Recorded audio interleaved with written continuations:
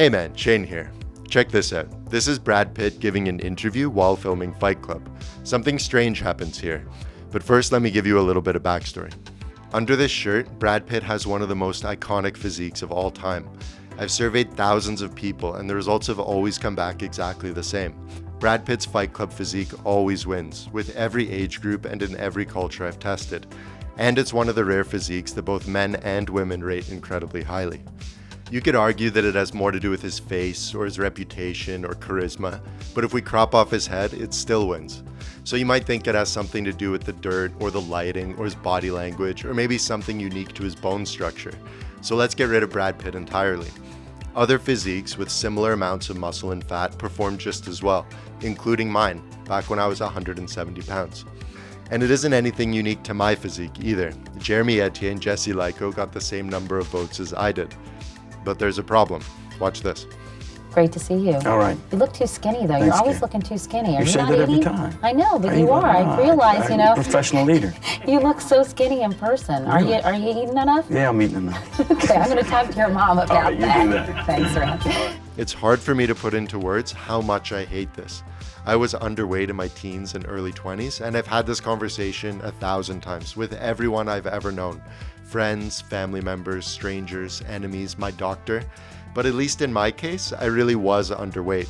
People were correct when they were pointing out how frail and unhealthy I looked. You've seen a doctor. I have. Yesterday. You look thin. I've always been thin.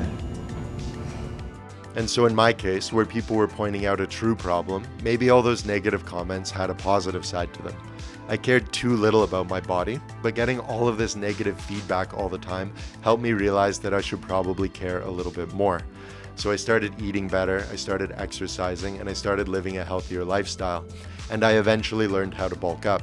I've gained 70 pounds.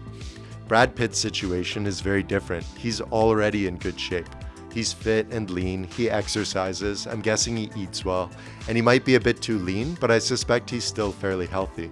He's telling this woman he's fine, but he's very obviously doing quite a lot better than that. He has by far the most famous physique of his generation. It's just that it's hidden under a thin layer of clothing. It's a sleeper build. I call this first principle the Guillotine Effect. I asked 700 people which of these disembodied heads looked the strongest and most athletic. 2/3 of people, male and female, guessed that this second guy was the strongest. But that's Corey Taylor, the lead singer of Slipknot. He built a big neck from metalhead headbanging. His body isn't very big. He has a reverse sleeper build.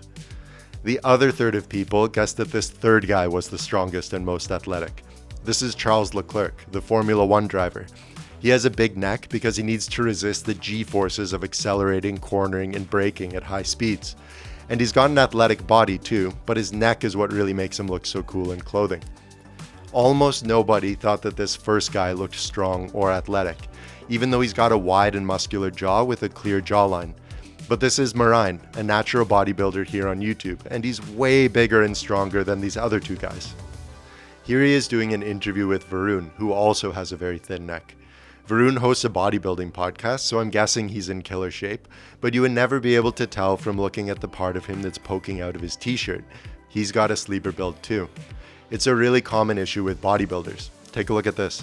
This guy built an enormously muscular body, but when he puts a hoodie on, the only muscles you see are his neck muscles. And his neck muscles are weak, so we assume he must be weak overall. Here's another funny example. It looks like a thin guy's head has been grafted onto a bodybuilder's body. Here's another one. And this one might be the most extreme of all. I'd already gained 50 pounds of muscle by this point, but none of it had made its way up to my neck. There's an old aesthetic proportion rule from Dr. Casey Butt, who recommends keeping your neck to about the same size as your arms. So, if you have 14-inch arms, then you'll look proportional with a 14-inch neck. But if you bulk your arms up to 16 inches, then your neck can start to look disproportionately small. If you want to look better, you'd bulk your neck up to 16 inches to match your arms. It really can make you look quite a lot better, too. About 2/3 of the people I surveyed thought that Charles Leclerc looked better with his bulked up neck, and that was equally true for men and women.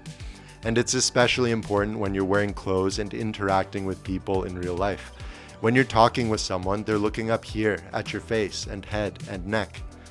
The most common advice for building an aesthetic, attractive physique is to focus on building big shoulders. But before you start focusing on building disproportionately big shoulders, I would focus on building a proportionally big neck.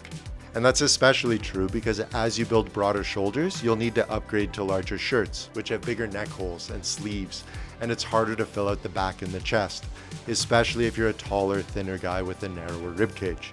You don't need to fully fill out your shirt, I'll get to that in a second, but I do think that bigger shirts can make a small neck look even smaller.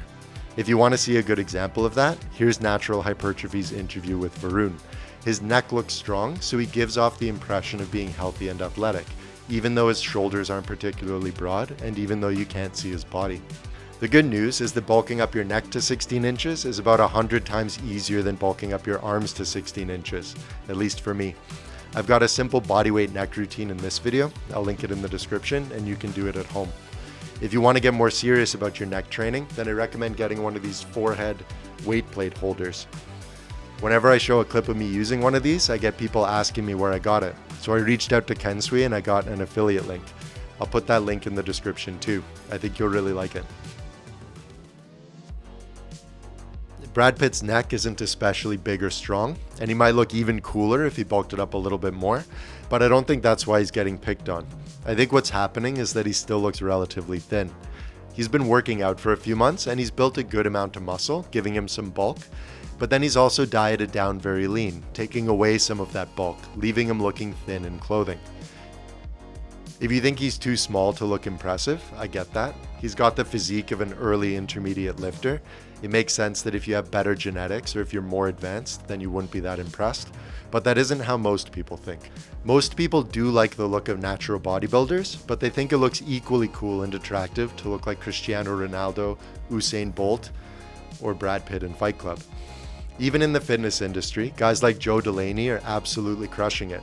He's in amazing shape and he's very lean, but he's also got a thinner bone structure to him and he doesn't look particularly big in clothing. And I wouldn't say that's a bad thing. Or take a look at Sam Does Arts. He looks like a regular, thin, healthy dude in a t-shirt. And then when you see him in a wife beater, he's clearly got some muscle to him. It's a sleeper build.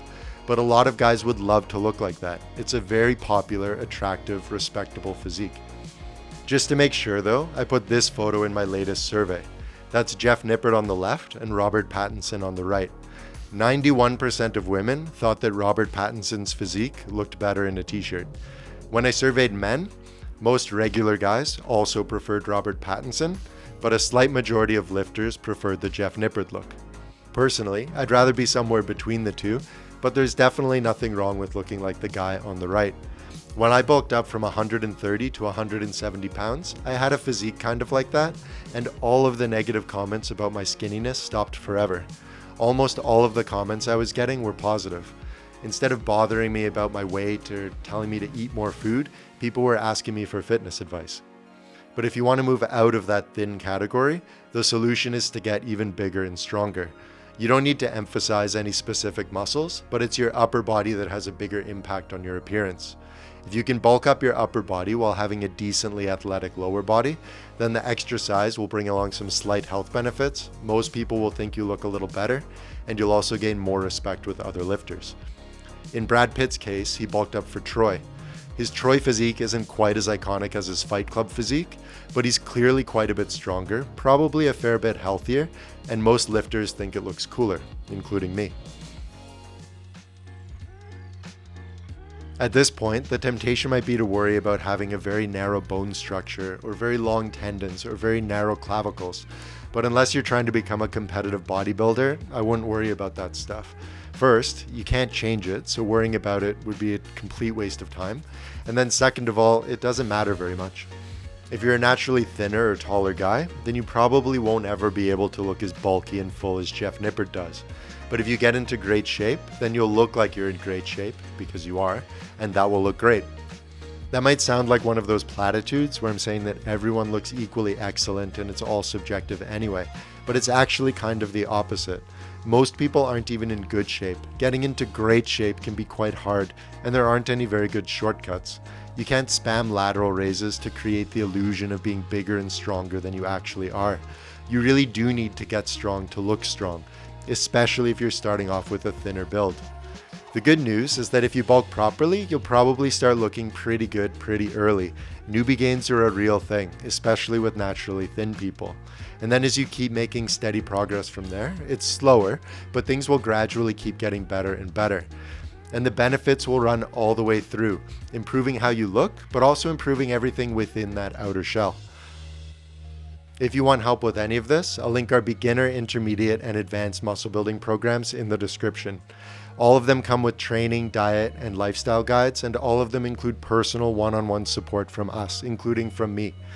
We'll be there to set you off on the right path, and we'll be there with you as you're going through the programs, making sure that you're making good progress. All right, that's it for now. If you liked the video, thank you so much. I hope to see you in the next one.